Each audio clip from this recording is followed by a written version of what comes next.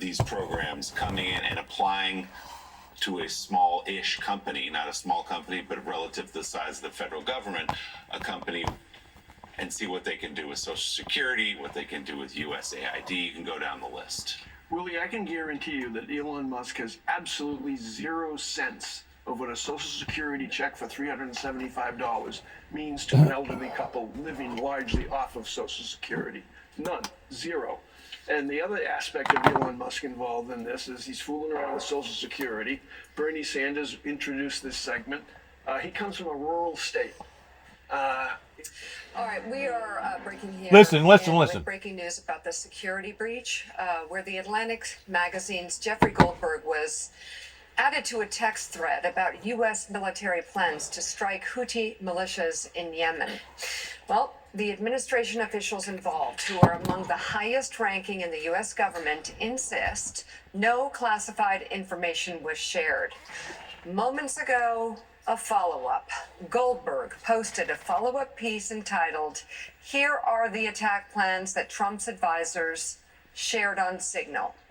He writes in part this: the statements by Hegseth, Gabbard, Ratcliffe, and Trump, combined with the assertions made by numerous administration officials that we are lying about the context of the Signal texts, have led us to believe that people should see the texts in order to reach their own conclusions. And then laid out in this latest piece, which broke just now in The Atlantic, Jonathan Lemire, everyone can see the text for themselves. Yeah, the screenshots of the texts are included in this piece that Jeffrey Goldberg and Shane Harris just posted on the Atlantic's website.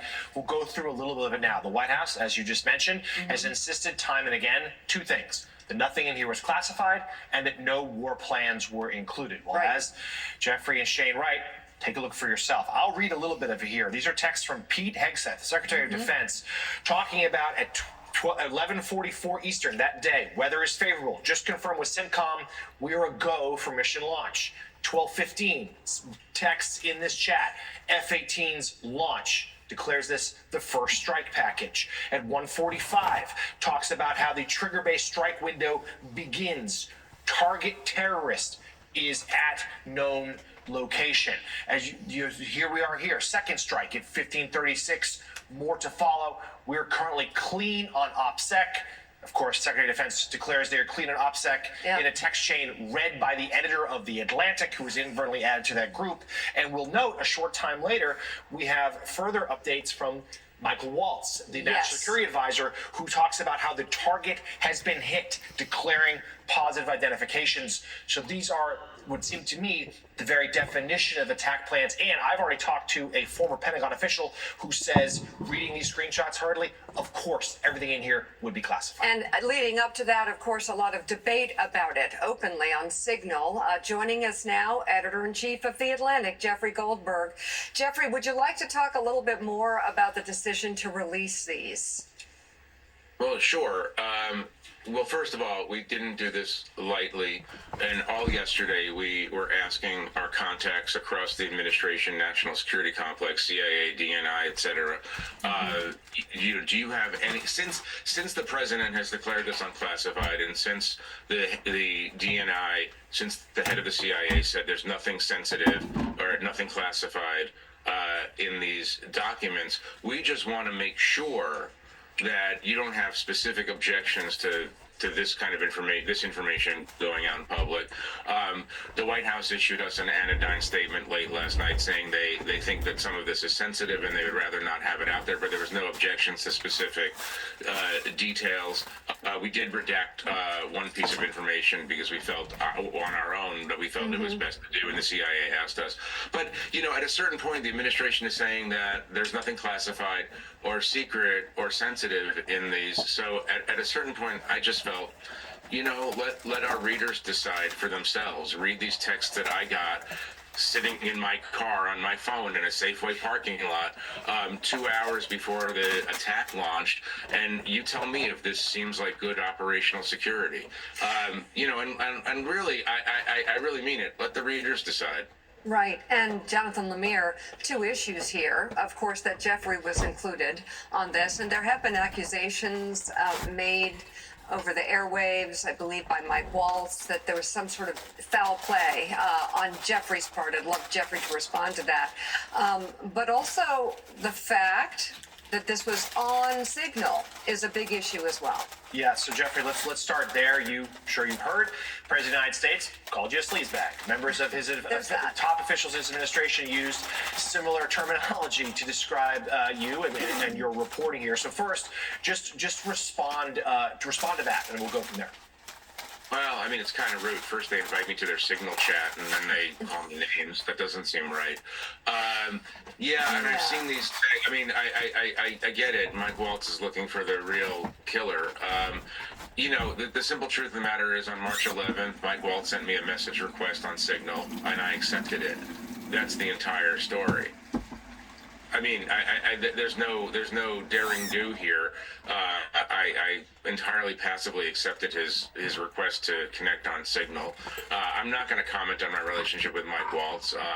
He's been saying unserious and unkind things about me. That's okay. But you know, the story is the story. Yeah. March 11th, he reached out. March 13th, I'm added to the Houthi PC small group. March 15th, they announced to the small group before the attack occurs that the attack is occurring and what weapons they're using. And then I began the process of writing up what I thought was a story about a massive security breach at the highest levels of the United States government. That's the story. Yeah, it is a massive security breach, although I think the one positive here is that readers can decide for themselves. There is the one positive here, and this is the purpose of journalism, because it's that we discovered something the government was doing that was wrong and dangerous, and they could have responded by saying, "Yeah, we shouldn't have been on Signal. We won't do it again." Right. That would have been an easy way to deal with this.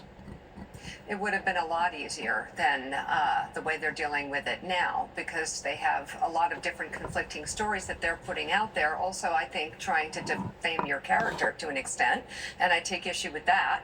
And Jonathan, on top of it, they're using an unsecured commercial app. Yeah, unsecured commercial app on phones that themselves potentially could be vulnerable. Jeffrey, let's get you. First of all, it's not what they have done, but rather in the way that they have done it. The Houthis over there, pertaining to the humans, they deserve to get what they got.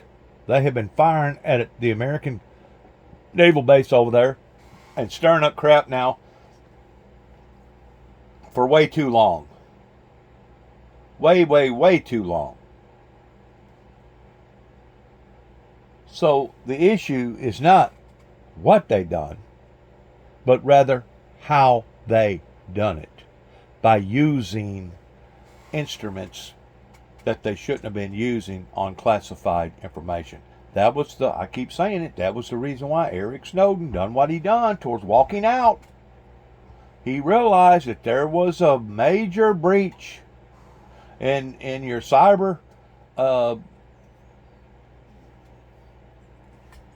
almost said Silicon Valley, and maybe I should use Silicon Valley, in that arena up there that basically is only for the few, only for the rich and the few and the far and the few in between. You know what I'm saying? But the thing about the far and few in between, Russia, China, all them people has access to that same highway, to that same arena. And when you start doing stuff that's inappropriate, other people are going to know what you're doing even before you ever do it. That's the breach. That's the breach, and that's the problem that Mr. Snowden had revealed to the American people, that if we don't watch this very thing that they have created, this monster pertaining to all this stuff, I'm going to use the word stuff because I'm all this technology could come back and bite the American people in the butt. And to be quite honest with you, I think it already has. in lots of different ways. I think it already has. I mean, whenever you have a country that's running the way this country's running right now, it's bad. There ain't nothing good about it. Especially starting at the top.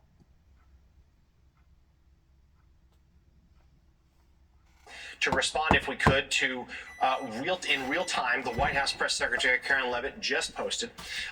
She took a screenshot of the Atlantic headline, which reads, I will say again for the viewers, here are the attack plans that Trump advisors shared on Signal.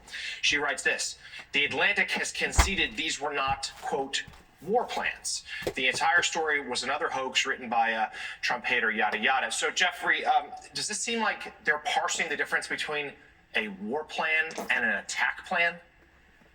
I don't even know what that means. I mean, the plain language in the text is. Well, yeah, what are they arguing? That an attack is different than a war? They put operational details of a forthcoming attack on a terrorist organization into Signal, into a Signal chat that included phone numbers that they didn't recognize.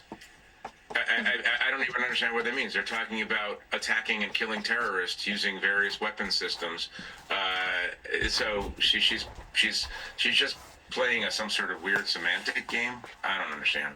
So let's talk about those. They're crawfishing again. And as you say, you're allowing readers to decide for themselves what they mean. But just walk us through some of the text you saw there from particularly the Secretary of Defense and then later the National Security Advisor about the operation that day in Yemen.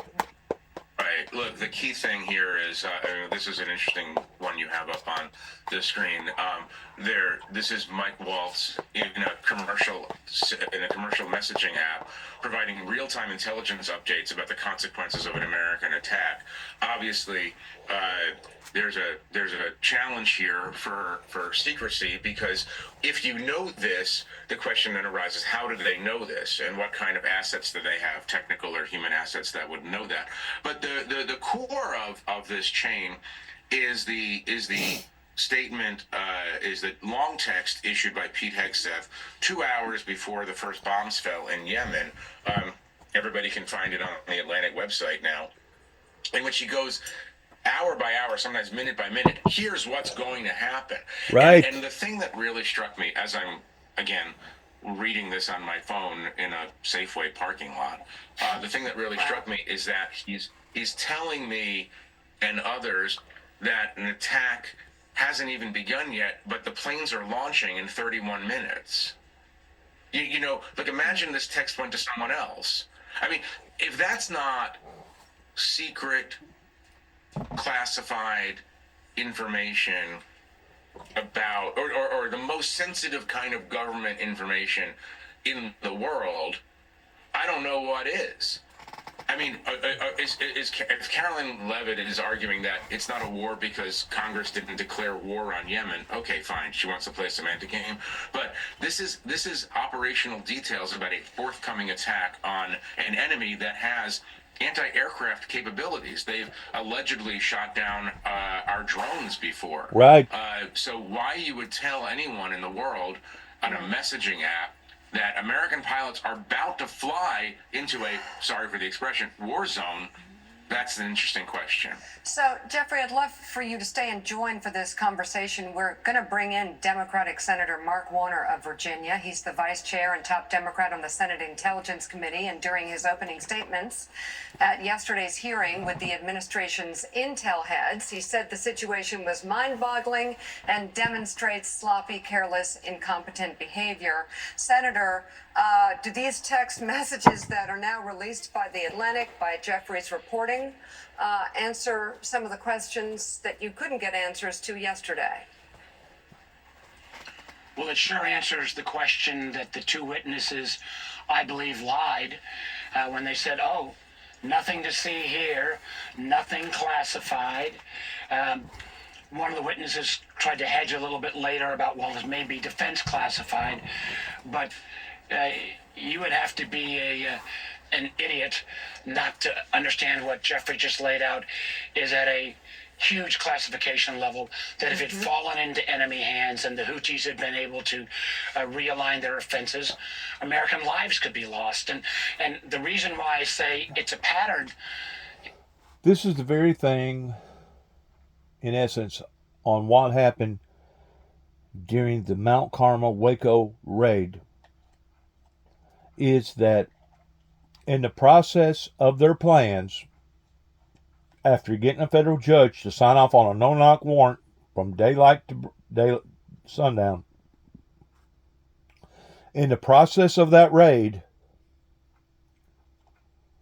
David Koresh and the compound found out that they was coming. In other words, their plans had been spoilt. At that point in time is whenever the guy that was running the show, the supervisor, whatever you want to call him, should have backed off and said, you know what? We're going to have to wait for another day. But instead, he went ahead and pursued it. And in doing so, I think they lost 2 or 3 ATF agents. I don't know how many was wounded. That was whenever David Koresh got hit. That's whenever 2 or 3 other people got killed. And that's whenever the 51-day long drag-out standoff started.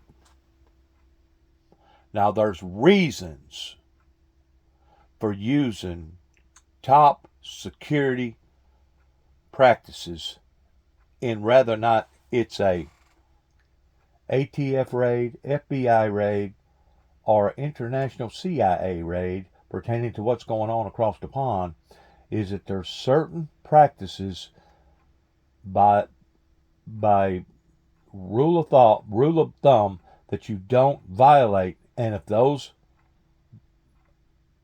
practices are violated, somebody needs to give an account for how come this occurred. That never was brought up, that I can tell, in the court proceedings of what went on in Mount Carmel, Waco, Texas. And by doing so, that prompted a maniac that thought by using vigilante tactics in trying to vindicate the people that he knowed that the government had killed down in Mount Carmel, Waco, Texas, done what he done, or they done what they done to the people in Oklahoma City, Oklahoma, that brought that much more misery and stress and agony and pain and all the above to God only knows how many innocent lives that didn't have absolutely nothing to do with those calls and that stuff. This is not the proper way of handling our public affairs whenever it comes to people taking the law into their own hands. This is the reason why that they executed the guy. He may have felt like that he justified in doing what he done, but ethnically, legally, what he done was a vigilante type tactic that nobody has the right in doing so until proper due process, which means going before a court, being heard, looking at all the aspects of the truth, the whole truth, nothing but the truth, and then making a final decision upon the truth. The point that I'm trying to make is this. Because of a breach, it created a problem. On this particular event, I don't really think that there was a problem, but what they're trying to tell us is that it could have very well been, because they're using improper tactics in discussing these things that could be eavesdropped upon, and we know good and well that China and Russia and everybody else, any of our adversaries out there, are listening and dissecting and scrutinizing every little thing that we say and do. Everything.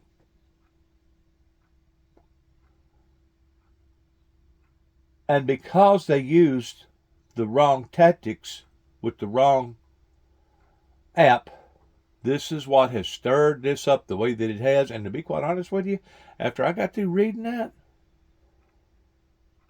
there was justifiable reason in that man right there that got invited to that powwow of exposing what was actually said and done.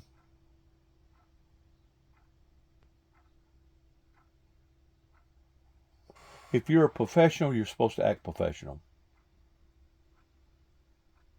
This isn't a game of amateurs. You're playing with people's lives. You're playing with the security of the American people. You're playing with people's lives. This is something that we do not need a bunch of amateurs involved in. So yes, reprimand is in order in some form or fashion. I don't know what kind of reprimand that it needs to be. I don't know if you need to fire somebody. I don't know if you just need to chew them out. I don't know if you need to demote them. I don't know. Maybe I don't know. I'm not in that. That's beyond my pay grade. But yes, reprimanding needs to be done to make sure that this never ever happens again. Just like what went on in Mount Carmel, Waco, Texas. Reprimand upon the ATF that engaged in that raid should have rightfully been performed. And I don't think that it ever was. According to what I understood, whenever I went down there and stayed for 3 days and 3 nights and looked at all the facts, I really don't think that the courts was ever going to sway one way or the other that it was any form or fashion of their fault. And the thing about it was. Especially whenever David Koresh was leaving the compound almost every day, going and getting supplies. And rather than making a big show out of everything, they could have arrested that man on a simple terms and then pursued whatever that they needed to pursue based upon the truth, based upon their actions. Instead, they got a bunch of people killed. They didn't just get a bunch of people killed in Mount Carmel, Waco, Texas, but in essence, they got a bunch of people killed in Oklahoma City, Oklahoma, that still to this day has not been given account of. In addition to the feds lying to the American people about that there had to have been more involved other than a Ryder truck with a bunch of cow manure in it that killed all them people. My God. The first 2 weeks of the administration, they inadvertently released the names of 200 new CIA agents. Those individuals, if their identities are known, they can't be put into the field now. That's hundreds of thousands of dollars of training beyond screwing up those people's lives. There's not a day that goes by that you guys don't report another one of the Doge boys in one of our classified agencies giving up personal information. This is a pattern of sloppiness and incompetence that I think reflects this administration's approach, at least towards sensitive information. And Jeffrey, I wonder what you make when you hear Senator Warner saying those two top officials lied. What questions does it raise in your mind, given what you received, what you're reporting? For me, it's how many other. Well, they may have had, but once again, they wasn't under oath. So they didn't purge themselves. So you got to look at that too. I'm pretty sure nobody's going to tell the truth whenever they're getting caught on the carpet like that. They're going to try to defend themselves out of whatever way that they can defend themselves. But you got to also keep in mind that they wasn't under oath. Chats are out there on Signal. Right. I'd like to be invited to more of these groups where allegedly nothing happens. What it raises for me, well, a number of things. I think the semantic games are fascinating here. I believe it was Tulsi Gabbard who said, well, maybe there's defense classified information, but not intelligence classified information. I know there's a lot of people that want to degrade the media, in which there's certain things that the media does that I kind of find it to be offensive, especially whenever they're one-sided and they're very biased, depending upon what party that they're trying to represent, rather than telling the news, the whole news, and nothing but the news, so help them God.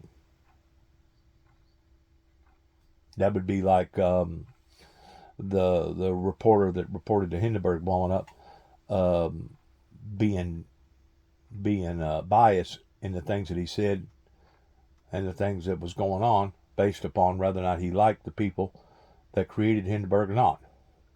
Kind of like FEMA. This is what they claim now. I don't know it to be a fact, but this is what they claim. FEMA up in North Carolina, East Tennessee event where all the towns got washed away and it killed all them people was being biased that if a person had a Trump flag in the front of their yard, they passed them on by and went to the next person that didn't. There comes a time whenever news is news, and I think rather than Donald Trump calling this individual a scumbag because of him revealing the truth, I think really and truly the President of the United States owes this guy here an apology. And the reason why I say that is because there's good qualities to the media too.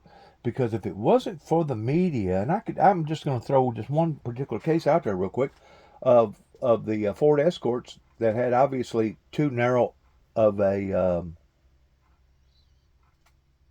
wheelbase that was causing them to roll over. Their wheelbase wasn't wide enough. In other words, it was out of kilter with the original design of the vehicle. In addition to that, if it wasn't for the media, we wouldn't have found out about the defect of all the tires. So there is good aspects to having that eagle eye above all these things and above all these people that's doing whatever they're doing. Because if we didn't have whistleblowers such as myself that was willing to roll up their sleeves and go find out the whole truth and not just bits and pieces of it, we never would know the truth. We would all be bamboozled. We would all be just a bunch of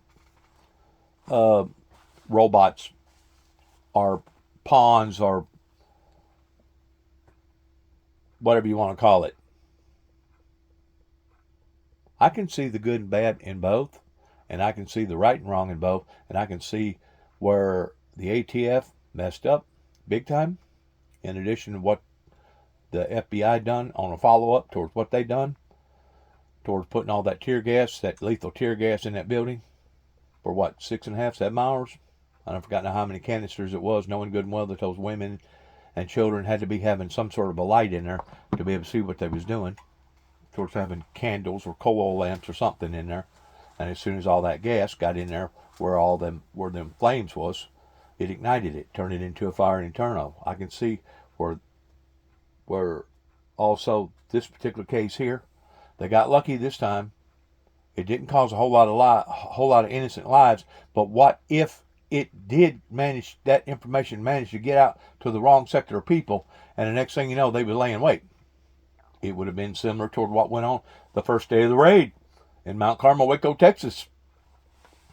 It'd have been bad. The element of surprise in any fight, I don't care if it's a war type fight, I don't care if it's a political fight, I don't care if it's a physical fight. The element of surprise is always favored to the one that's doing the plotting and the planning. Especially if that plotting and planning is just. Now, if it's not just, then you have a retaliation similar to what happened to the American people during the bombing of Pearl Harbor, that they thought that they was going to get a punch in sideways or below the belt, and our people still come out victorious.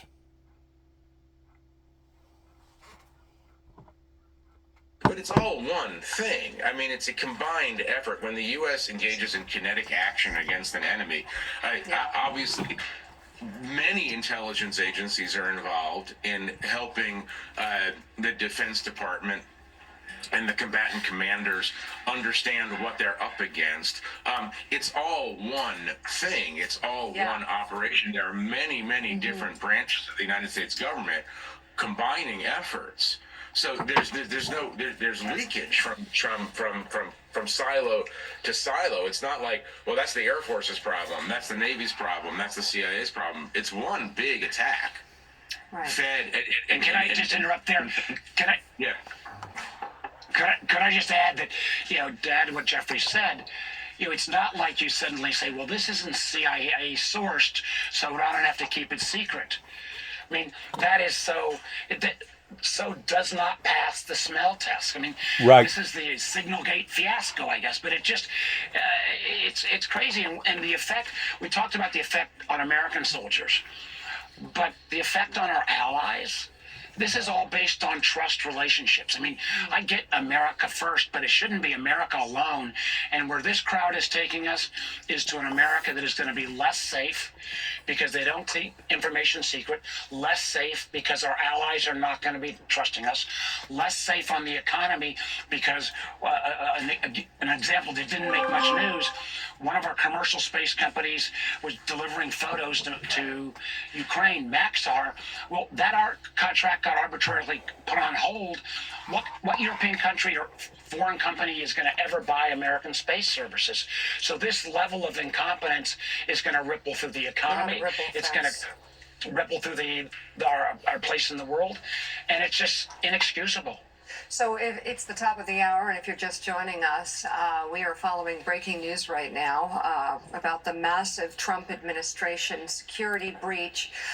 The Atlantic and editor-in-chief Jeffrey Goldberg has released the texts on the group chat on the commercial app Signal that basically lays out war plans, an imminent war plan.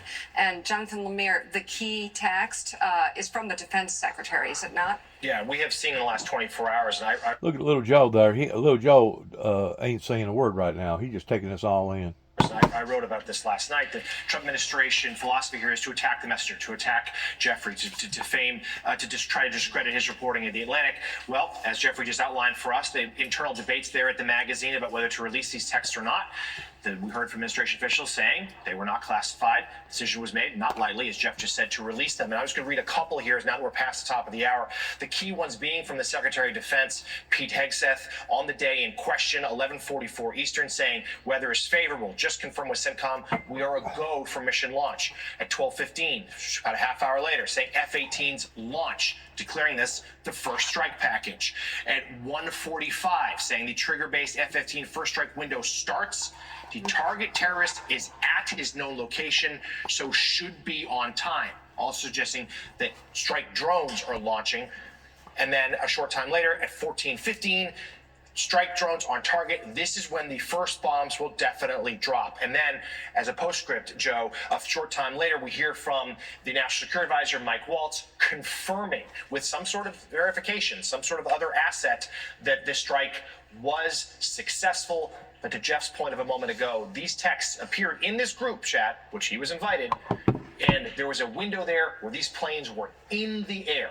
Well, and if these texts fall in the wrong hands, lives be in danger. Yeah, I mean, in the air, but even Hey, little Joe's finally speaking. Let's hear what he's got to say.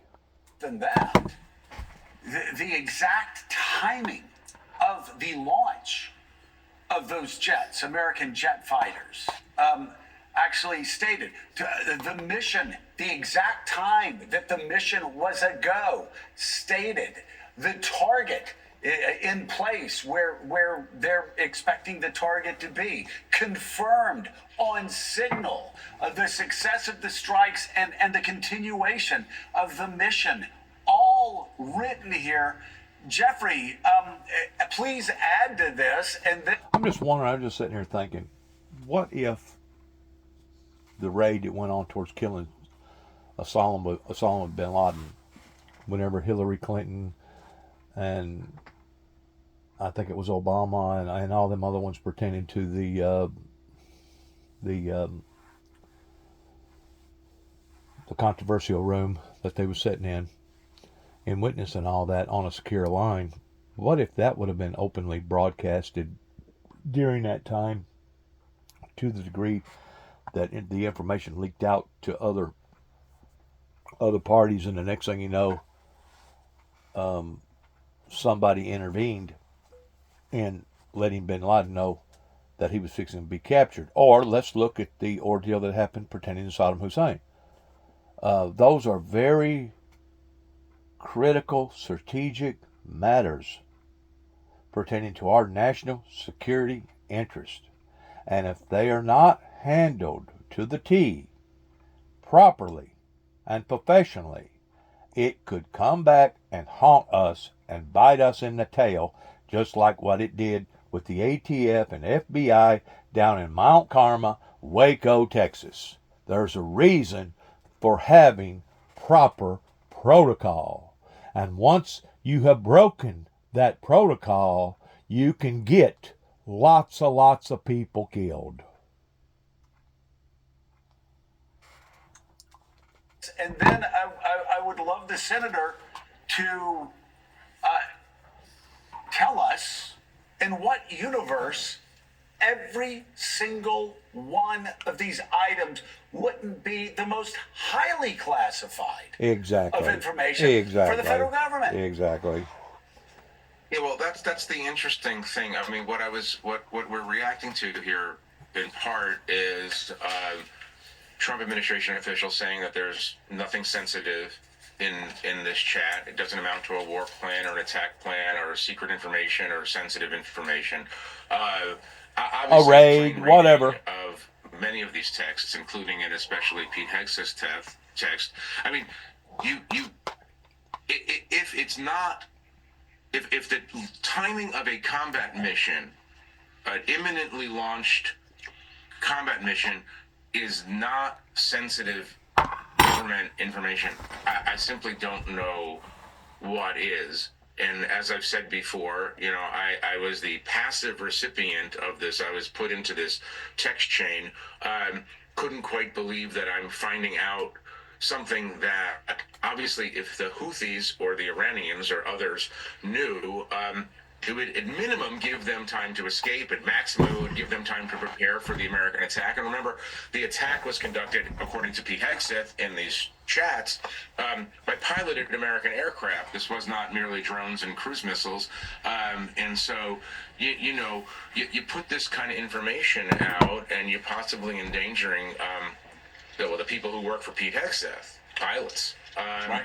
So I mean the whole thing is very interesting, and we felt obviously that since the administration was saying nothing to see here, at a certain point you have to let the citizens of America just look and understand. Put it out into public domain. That way, the public will have an interest in voicing their opinions about what that they thought or what that they think. That's the only reason why that I'm micromanaging this particular event the way that I am right now towards voicing my opinion about seeing what I'm seeing, basing it off of other analogies that has occurred, and I'm pretty sure there's been a whole lot more that's occurred other than what the flub up towards what went on down in Mount Carmel, Waco, Texas. The general public may not never find out about it, pertaining to various raids or whatever that's went on overseas, but there is a reason for having the element of surprise, and there is a reason of using the proper protocol in the proper gizmos and gadgets that the government has to be able to do these things properly. As I've stated, once 9/11 occurred, as far as I know, the 43rd President of the United States, Mr. Bush, never used a cell phone. Not once. Unless it was maybe over a birthday party or something casual. We're going to have to tighten up, folks. Just like Secret Service that claimed that that was a illegitimate gross negligence upon their part. I question whether or not people can actually be that stupid that they didn't have proper protocol involved in drones, involved in having some sort of a shield around the president, especially whenever the public made notice of what was going on top of that building with an individual being up there and a police officer climbing up there and seeing it. And then, what was it? I don't forget how many minutes or how many seconds it was after that is whenever the perpetrator actually tried to kill the president. If this is the best that we can do, whenever it comes to stuff like this, we're in vital trouble. We have an enemy out there that is out to kill, steal, and destroy. Jesus Christ never, not one time, took the enemy as some sort of a nonchalant limbo type way. He knowed who his adversary was. He knowed what the adversary had set out to do in his life, beginning at his birth. Christ hadn't even done nothing to nobody other than the fact of prophecy coming true that King Herod literally went into a rage about. And I think it was King Herod that ordered for every male child in that area at a certain age to be beheaded. These are very, very serious matters when it comes to good versus evil, evil versus good. It's the differences between life and death.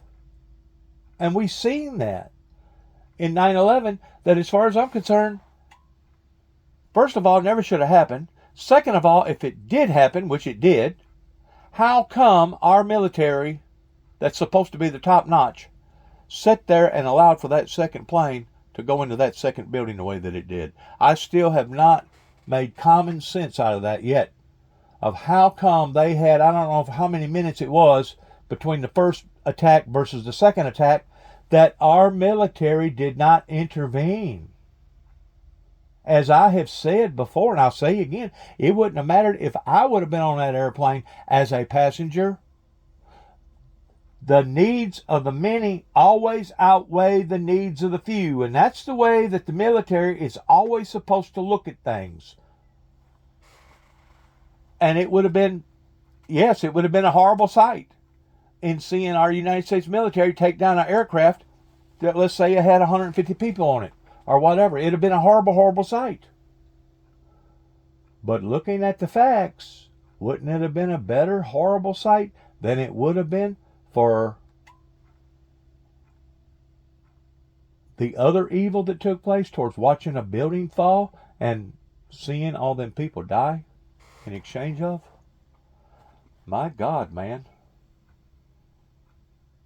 That there's something wrong with our abilities if we can't do no better for ourselves in this. We're going to have to understand who and what our adversary is on a supernatural level as well as a down-to-earth physical level. And never, ever give your opponent or your adversary, don't never let your guard down in thinking that he's not going to take a pot shot at you as soon as he can, because he will. He will. And he'll continue to keep pounding, and he'll continue to keep pounding until eventually he'll open up a crack. And then once he gets the crack open, then ain't no telling what else kind of damage that he can do. And that's exactly what's happened to not only America, but the planet in general. That evil has exhilarated itself to a forceful level that now we're seeing evil that's dominating over good. And until we get a handle on this, and I blame a lot of this on our spiritual leaders that did not recognize in and during and after 9/11 and just exactly how crucial that these matters are. We are dealing with national security crucial interest objectives that can't get no more seriouser than that. And there's no doubt, without a doubt, there's no doubt that Homeland Security, to a certain degree, their hands was tied in being able to protect Donald J. Trump the way that they adequately, professionally should have protected him, based upon the biasness that was going on in the United States with our courts, in the media, that basically they really didn't want Donald Trump to have no type of detail. I was told. Much less have an adequate detail that could have made sure that nothing like that occurred. So you really got to look deep into all these problems that now are coming to light in the fact that, is this being done unintentionally? Is this being done intentionally? Is this out of ignorance? Is this out of gross negligence? What the hell is going on? Because I know this. I know this at the age of 64. Compared to the lifestyle that I was adjusted to living back in the 60s and the 70s and even throughout the 80s, this country, this planet, has turned into a completely different, dangerous entity in comparison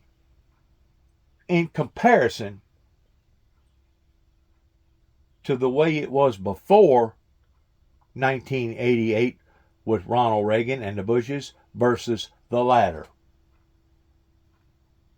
My friends, we're going to have to awaken. And we're going to have to awaken and pull our bootstraps up. If not, we may very well not survive this as an American citizens. And I would hate to see the American flag fall and another regime take completely over. But the way that we've been going at this, it's not going to take much. As I think Brezhnev said, we'll take the American people over in Russia and never fire a shot. In allowing for these horrible things to fall up into our lives, from fentanyl to our judges not acting proper, to attacking people that they shouldn't be attacking. I mean, what the hell has happened as far as the American judicial system being just? I think it's been hijacked. Something's happened pertaining to our morals. Something's happened to our stances. Something's happening to our awareness and our availability as far as being on top of things.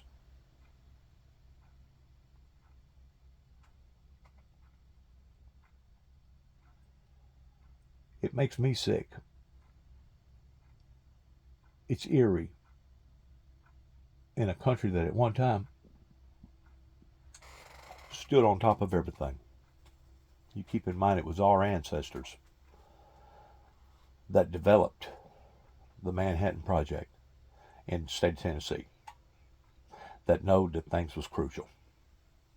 They know it was so crucial that the Montana Dam was built in half the time of what it was actually projected to have been built, because they wanted that electricity to go to Fort Campbell to make sure that they could do their jobs. Now, friends, there comes a time when bullshit is bullshit. And it comes a time whenever enough is enough of the you-know-what type of you-know-what. Please, whoever gets a hold of this video, take these things verbatim seriously in the degree of what they ought to be taken as, especially if you love our great nation called America.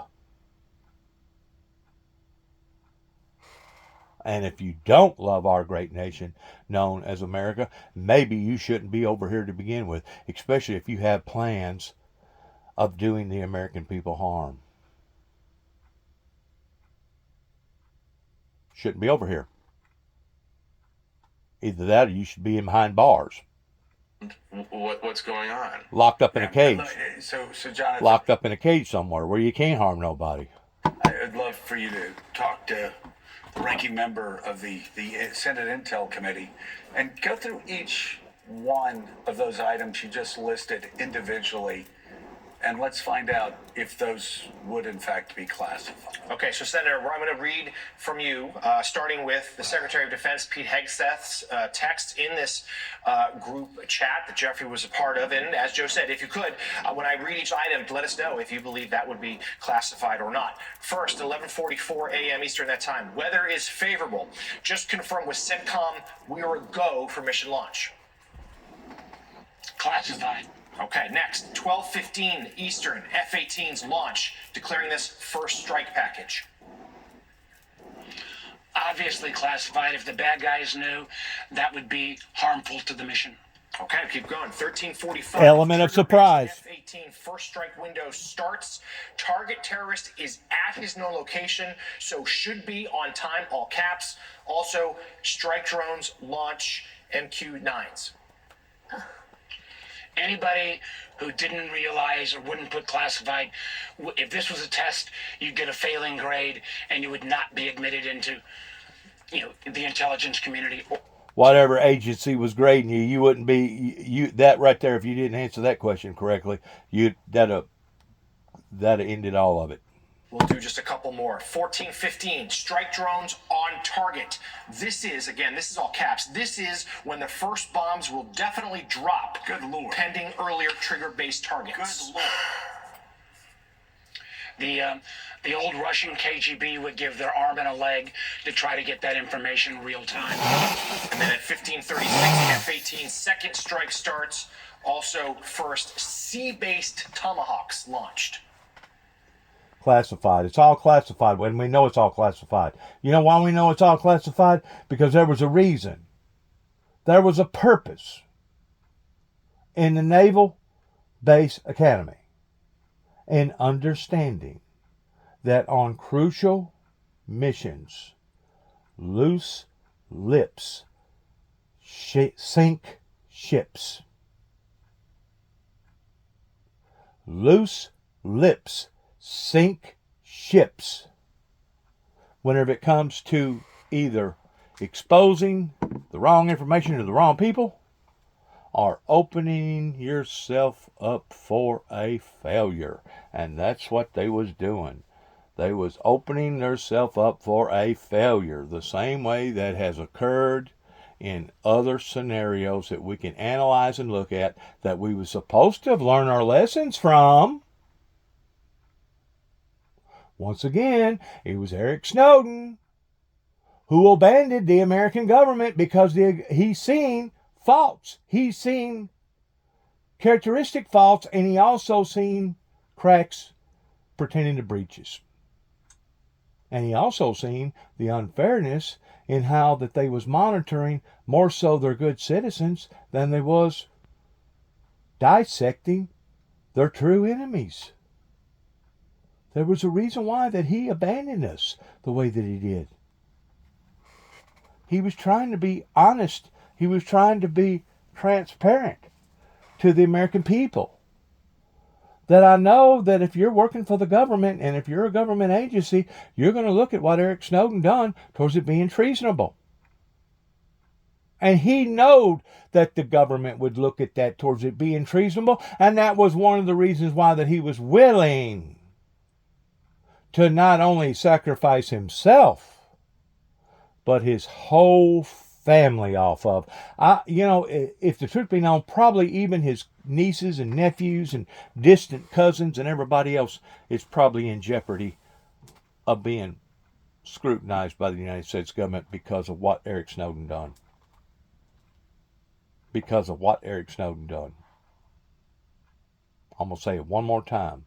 Because of what Mr. Eric Snowden done. And I'm going to let it rest at that, because this is sickening and it makes me nervous. It's disheartening to think that we have become so lame in our security policies that this has went on. Just like it makes me sick to know of what went on down in Mar Carmel, Waco, Texas, that did not have to turn out the way that it turned out. Especially based upon the good people in the state of Oklahoma. To this day, the information that I sought out towards looking at various pictures with arms dismembered, heads taken off of bodies, just total anguish, still haunts me, and I still wake up in sweaty sheets, understanding the in-depth of what that I had walked off into in trying to identify the differences between right and wrong, in how that our own government officials only told us part of the truth and not the whole truth. Not just about what went on in Oklahoma City, Oklahoma, as far as there being more to it than just a Ryder truck filled full of cow manure, but also what went on in Mount Carmel, Waco, Texas. They didn't explain it to the American people. Only thing they throwed out there was, oh, he's a pedophile and he was having immaturity sex with young girls. And of course the church world ate it up. Well, if that be the case, well, they deserved that. I don't know how many people that I heard in 1993 that was walking around saying that to themselves. Well, I guess they deserved it. They had it coming to them, didn't they? Without finding out the whole truth. And that's what has occurred in other people's lives, including my own, in people wanting to prejudge something or someone before they know their true identity of who they are and what they stand for. And that's what various people in this localized area are going to have to give an account for, because they was the ones that was wanting to put Dennis James Jackson in a category of being a monster. And by them doing that, they was passing judgment upon me, not knowing the whole story and only bits and pieces of it. Which, in actuality, was making them the monsters. I know what went on. The courts up here in Dresden, Tennessee knows what went on. Other people knows what went on. It was the snowball effect, or the fish scenario effect, towards, well, it starts out with a 6-inch fish, and then it winds up an 8-inch, and it winds up a 12-inch, a 14-inch. People in these dilapidated country areas don't have nothing to do with their lives on a productive scale other than to sit around and try to degrade other people in trying to make themselves look better, or put themselves on a better equal footing, a level, thinking that as long as I can degrade this human being, kind of like that journalist that you just got to listening to, degrading his character, as long as I can degrade this individual's character and at least give the appearances that he's bad, or that he was wrong, or that he's evil, then that justifies my feelings towards this individual, towards them getting what they deserve. My friends, I'm going to tell you something. The children and the women and the victims of that scenario that went on down there in Mount Carmel, Waco, Texas, was not justified, not one iota, in them people dying the way that they died. Much less the people that died on the anniversary that's coming up regarding what happened in Oklahoma City, Oklahoma. Those people did not deserve that, not no form or fashion. We're going to have to do better than this if we're going to prevent things like this from occurring. And that's why this has come up the way that it's come up in surfacing, that this right here could have been an absolute catastrophe, a disaster. Because God only knows who's out there listening and who's analyzing us and scrutinizing us. And I'm talking about people that wants to see us dead. Just like in 1993, whenever the jihad, whatever it was over there in the Middle East, said that we declare war upon to the people in Israel, and once we get through destroying them, we're coming after America. If you do not take that serious in somebody that has made claims of doing that to you, something is wrong with you. If you do not take the thing serious regarding all this methanol, all these drugs, all these guns, all this stuff going on over the border, if you do not take these things serious, something is wrong with you. If you do not take critical, apparent, proper procedures serious, like what went on right here, then something is wrong with you. Maybe you shouldn't be an American citizen. Maybe you should be hauled off and gone to another country somewhere or locked up into a cage. Good luck to all of us. God bless America. God bless our troops. God bless our endeavors towards which way we go from this moment on in the latter part of March, year 2025. And may God have mercy on each and every one of us. Heaven help us all, and shalom.